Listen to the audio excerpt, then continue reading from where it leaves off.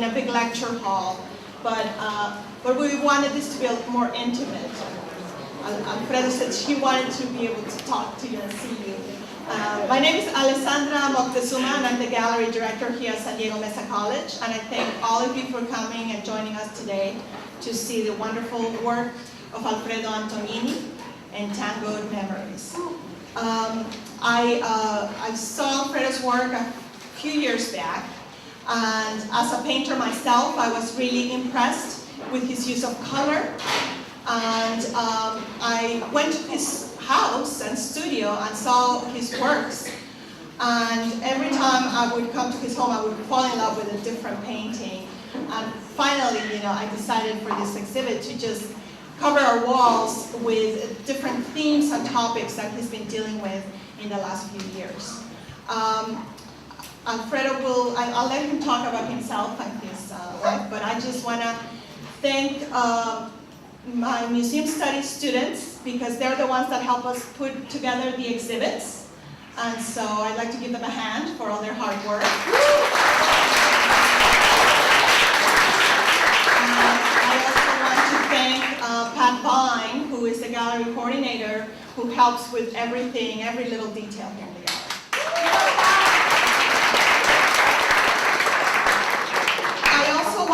Everybody, new people who ventured out here to see Alfredo's work. And if you're interested in seeing some more of our shows, you can sign in our mailing list over here. You can leave either your email or your address. We'll invite you. We do 4 to 6 different exhibits every year. And we invite a variety of artists, and we have student exhibits. So I hope you can join us. Well, I'd like to introduce Alfredo and let him talk to us about his work. Thank you so much.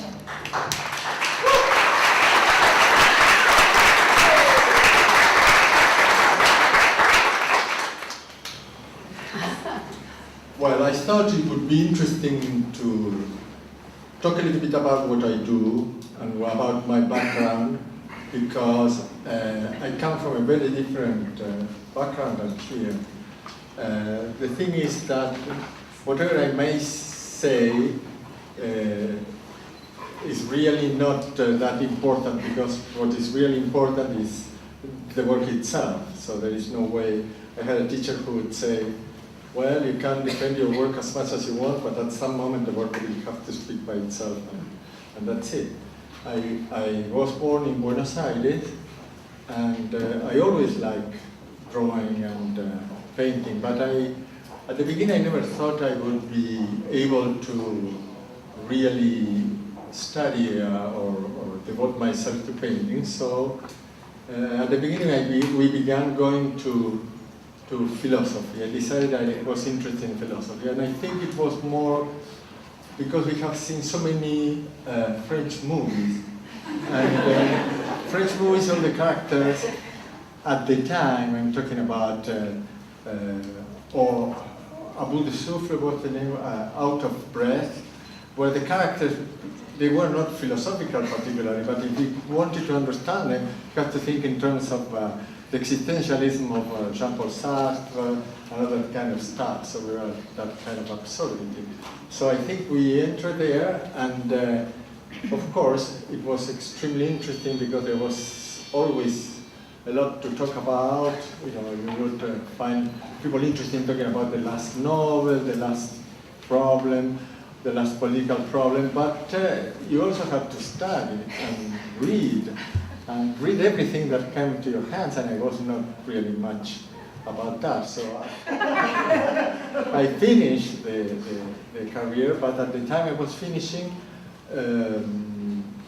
partly due to the influence of my wife, and I entered the School of Fine Arts. And well, the School of Fine Arts was an interesting place to be, but it was around the 60s, this thing. And still in the art establishment was very important Paris and the School of Paris. I mean, we would look at people like Picasso, Matisse, and we were beginning to hear about all those. It's not that we begin to hear, but we were becoming household names the American movements, no? So it was a little conflictive. And I usually had this thing. I was kind of more related to intimate works that were more like related, like still life, for instance. Something that is done a little bit alone, one person to one person. And so at one moment you have to make a choice, no? And that had to do, also was a very conflictive time, because there was a lot of politics. In the 1968 was upheaval all over the world, and that was also felt very much in Buenos Aires. So I was very interested in this kind of art. I was interested particularly in painters like the still lifes of Picasso, or there was a guy called Giorgio Morandi, an Italian who works a lot with still lifes, and those were kind of formative. It's not only deliberately, but it's also like some kind of unconscious thing that works with it. And then we were there, and you had another really important influence, which is the music in Buenos Aires. You have the tango, that is really, everybody knows about the tango, but there is a little bit like an atmosphere, general atmosphere. And you feel that that's kind of involves you. And at the moment I was there in the school, there was always happening some big change there.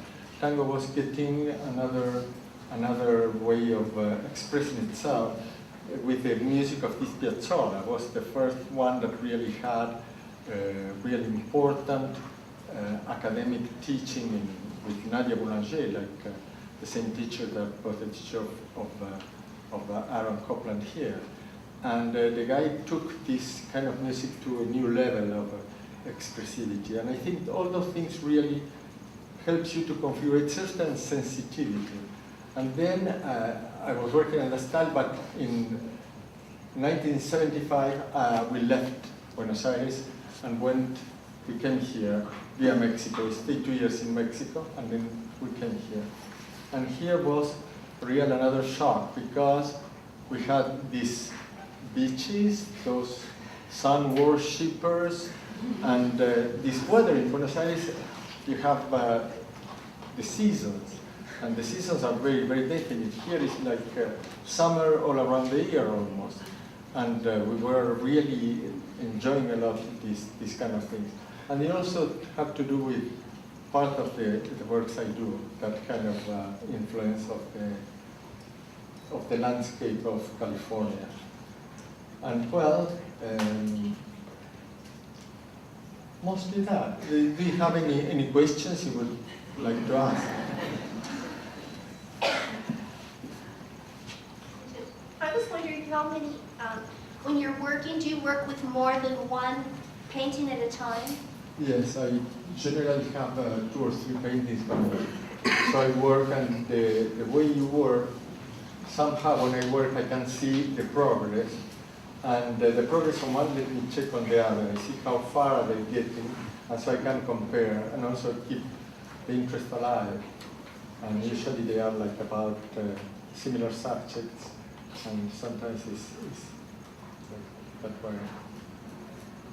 It's like. Are you finished? I didn't want to interrupt you. This painting here with the door, See? you have an incredible mastery of the light. Was that something that came to you naturally, or did you have to work at it? No, in general, that was taken from my house. It's,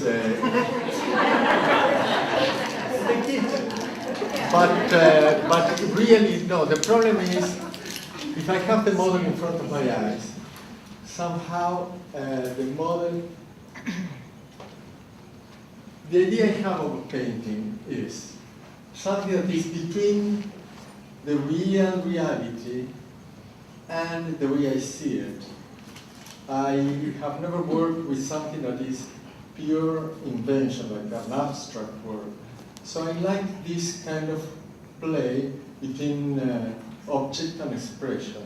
So when I paint something that I see, I try to put as much as I can of that kind of feeling I see that somehow is told by the object and sometimes is felt by me.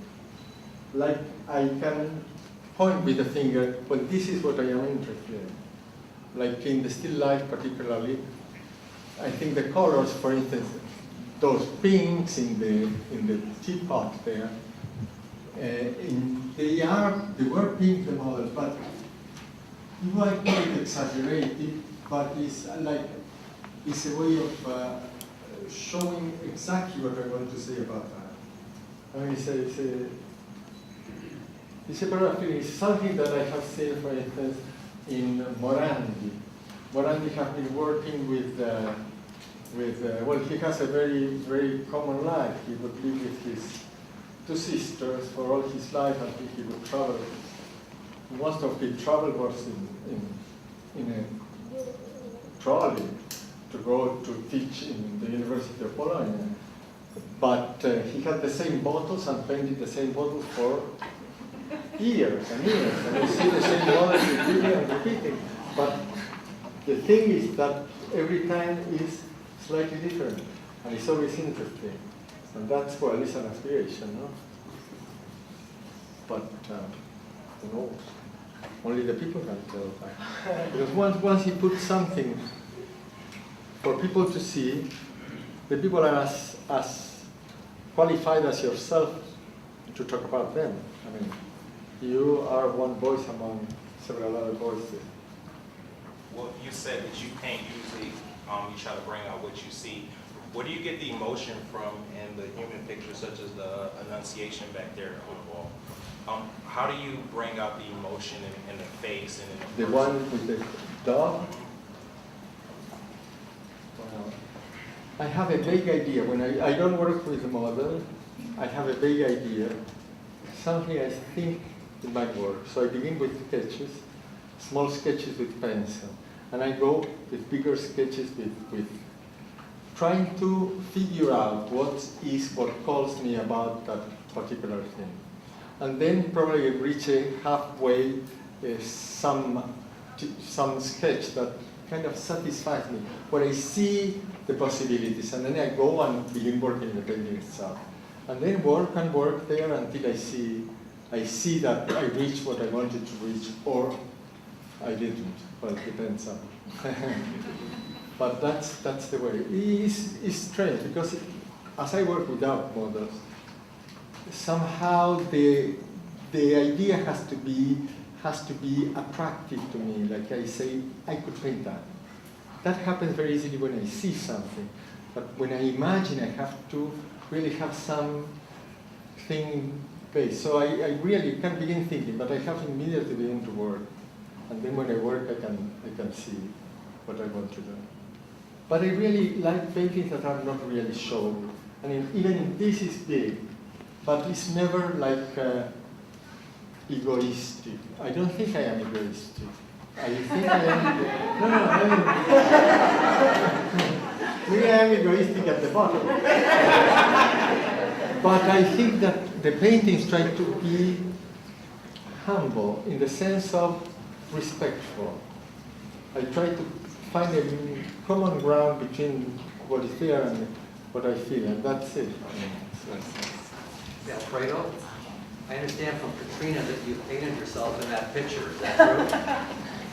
Well, exactly. See, Yeah. I'm hiding in the back because it's like trying to do something about like a metaphor of life, and somehow the artist down there trying to portray that kind of flow, and at the same time kind of disappearing behind it. But that's also a possibility. You never know. That's what I say. If you see it, it's okay. If I see it myself alone, it's easy. So, and well, and also there is a subject of women there that has to do also with my past in Argentina. In Argentina, there is a social institution which are the maids. And a maid is someone that lives in the house, in general to help with the domestic chores. And is something like class struggle in a nutshell, because you pay them, they work for you. You see, the lady of the house is paying her, so she thinks she needs to have some amount of job done there. And of course, probably the people that work for you will try to resist that very much and not work that much as, but also there is a relation of love, and maybe also the relation of hatred, because the relation is very intimate, that they sleep there, they live there, and also with the kids, they have authority over the kids because they cannot let the kids run around.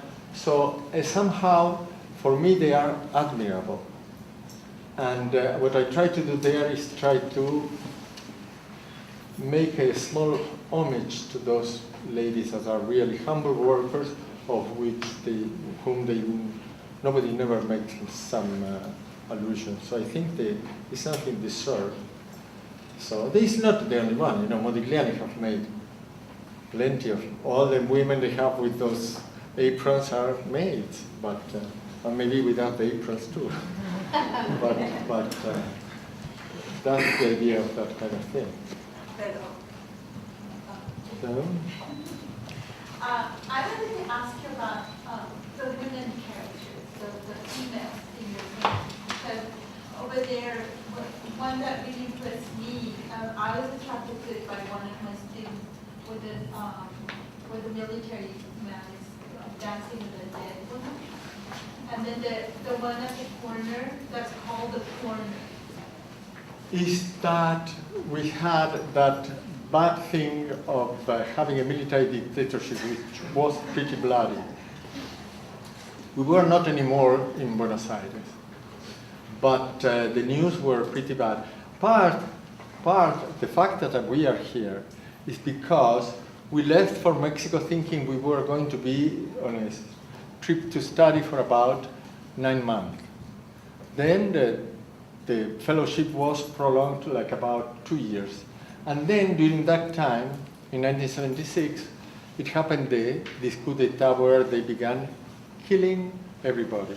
They were killing friends of ours. We were in the university.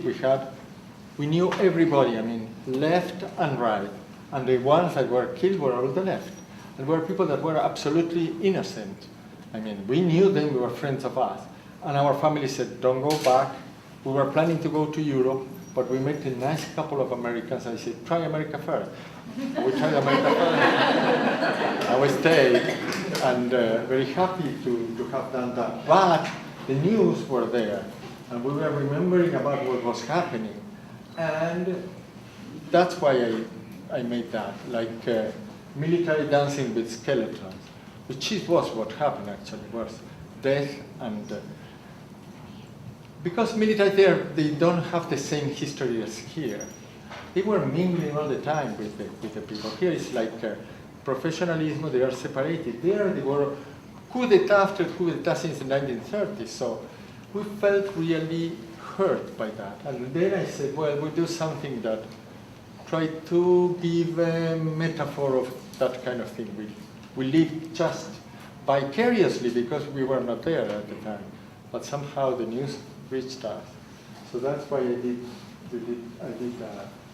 But the problem is something I didn't mention is that when I paint those women or the couple, even those things of the tango is always behind there. Because the tango is at the beginning seems to be just the music, but actually there is a kind of a metaphysics behind it. Because it's like, how can you say, it's like attitude toward life. It's like a tragic attitude toward life. For instance, when you, it's kind of seems to be disconnected. But if you think of the still lifes have a history that goes back even to Egypt. if you think of it. It was in Roman still lifes. And you see the Dutch still lifes in the 16th century, they always talk about life and somehow death too. So it's very present there. And I think that if you think of something in music like the tango also has that presence of life and death and passion in between, like a passion between two nothings. And somehow I think that informs a little bit what I do, particularly in the tangos. When I think about these two figures there, they were figures of my childhood. So I put a skull there because it's like a reminder that, well, things stop being and disappear, and you keep living, and well, and one day you won't be there anymore, and that's it. And somehow it's a little kind of witnessing of something during your lifetime. So this, well.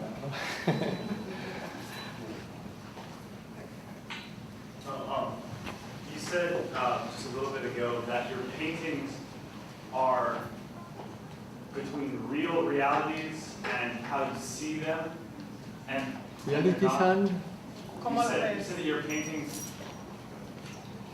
paintings are between real realities and how you see them. That's where they fall, and they're not the abstract. No, they are not. You mean? Yeah. The paintings are real realities and not abstract forms? Right, right. And I was just wondering, have you...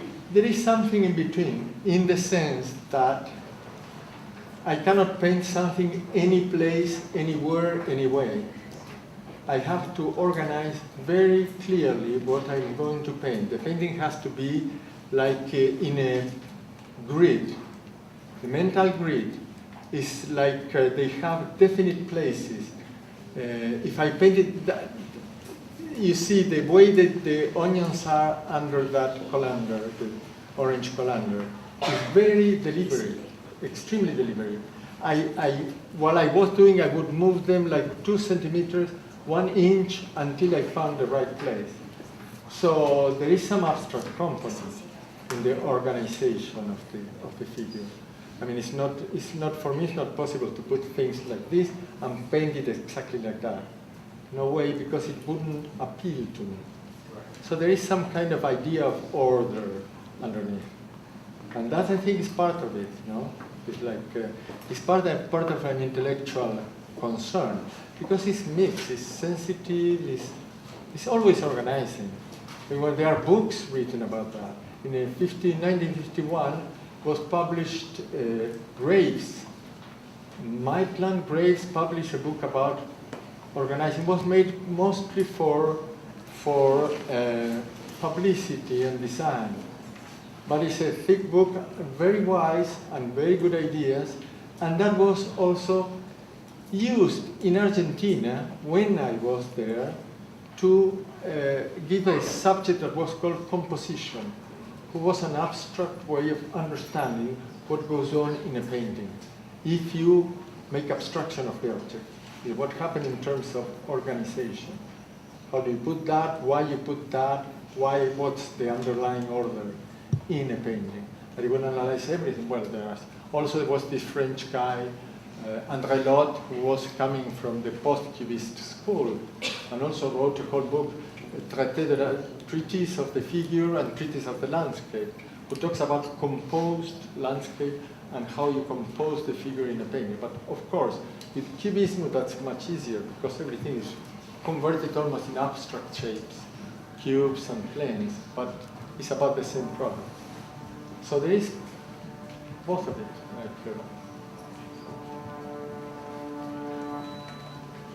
¿Cuál es la razón de Cézanne? ¿Por qué lo haces? ¿Es para elevar el trato de las mujeres domésticas o por qué? ¿Cuál es la referencia? No, ¿cuál es la referencia a Cézanne? Well, no, that is because I like very much the painting of Cézanne, of the Joueur de Cartes. Somehow there are humble people there somewhere. And I was thinking also of this kind of homage I want to do to these humble people that are the maids. So I thought it would be interesting to put them at the same level, because somehow it's not challenging, but gives you food for thought, thinking of two things together from different times, no, in the same place. Kind of, you might have some conclusions made about it. But basically that was part of it. And part was also the idea of working on that and see how we can put together two things that are really very, very different. No? However, what we're talking about was composition and abstract related to the work of art. Well, Cézanne is one of the ones that in modern art was the one bring up the subject of composition. He was really the one, because he's the least impressionist of the all impressionists. He's more worried about construction than about recording some kind of changing, fleeting light of during the day. So it's all connected somehow.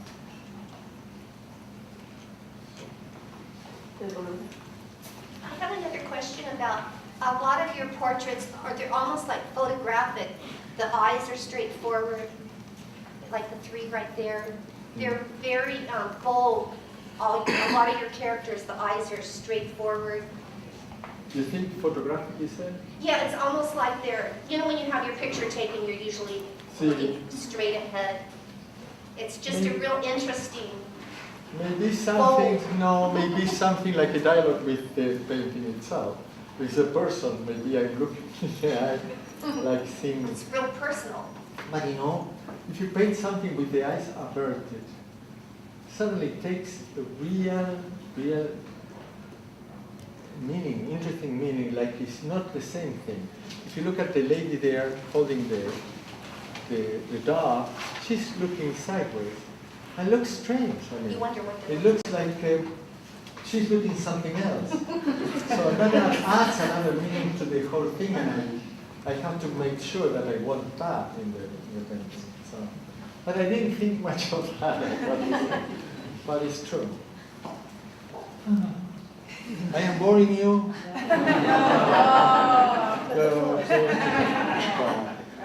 Any questions? No more? I had a question about your use of color. Because when we were organizing this exhibit, in terms of placing the paintings, I was thinking thematically.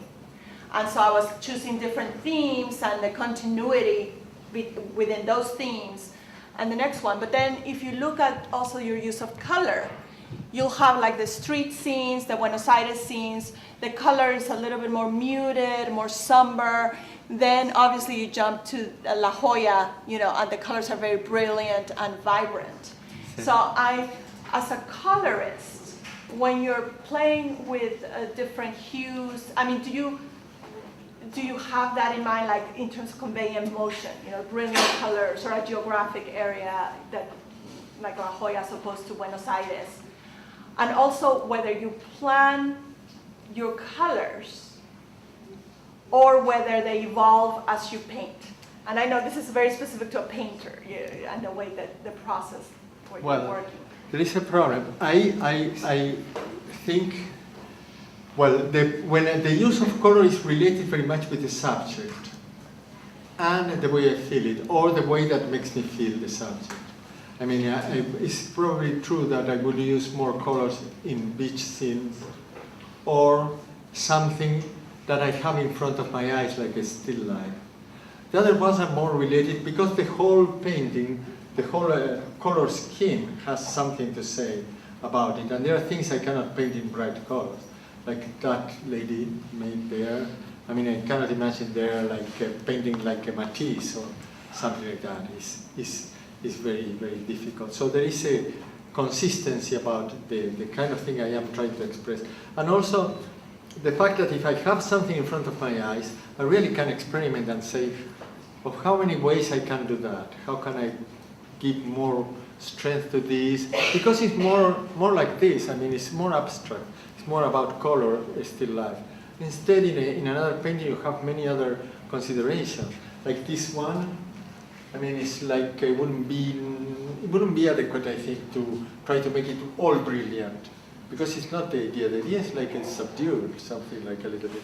Of course, I don't get to extremes like the neo-impressionist, like Seurat, trying to give meaning to everything, to the color, like from violets to oranges or to directions or lines. Not that much, but there is something there, like it has to do with something.